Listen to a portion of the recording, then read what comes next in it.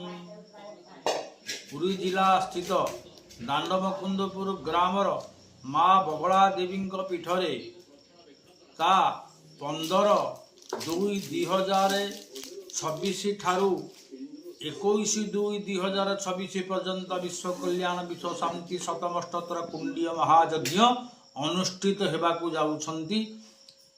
मु मध्य एई यज्ञ रे योगदान करिवि। जो ब्राह्मण माने जो भक्त माने यज्ञ दर्शन करेंगे यज्ञ कर्म भाग ने समस्ते आसी यज्ञ कर्म उपस्थित हो यज्ञ कर्म को साफल्य मंडित करवा ये हूँ मोर अनुरोध। समस्ते आसी विश्व कल्याण विश्व शांति कर्म योगदान करवा एकांत काम्य।